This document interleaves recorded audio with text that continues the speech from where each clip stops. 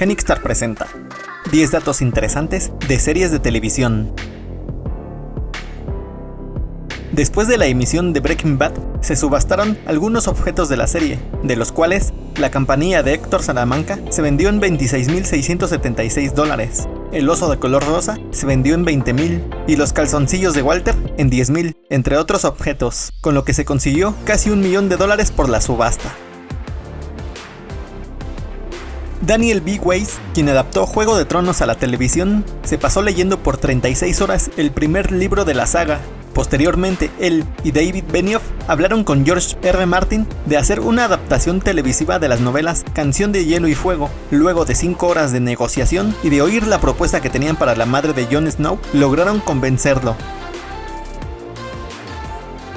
En The Walking Dead nunca se pronuncia la palabra zombie, ya que George Romero, creador del concepto de la serie y autor del Amanecer de los Muertos, siempre utilizó términos alternativos tanto en los cómics como en la televisión. El primer capítulo de American Horror Story se grabó completamente en la mansión Rosenheim, que fue parte del set de la primera temporada. Además, esta mansión ha servido como set de Buffy la Cazavampiros, Dexter y Expedientes Secretos X.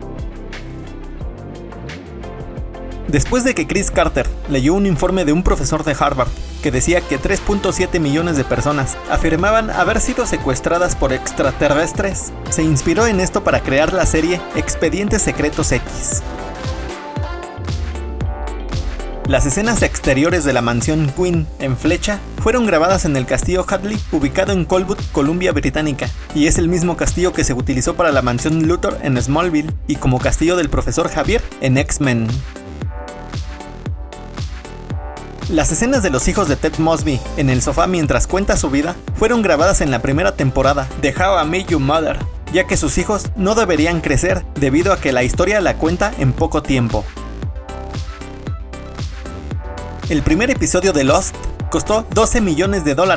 Sin embargo, Disney despidió al representante de la ABC, Lloyd Brown, por dar luz verde al presupuesto para este capítulo. Sin embargo, el éxito que tuvo la serie demostró la buena inversión que fue, además de seguir escuchando la voz de Brown durante la serie.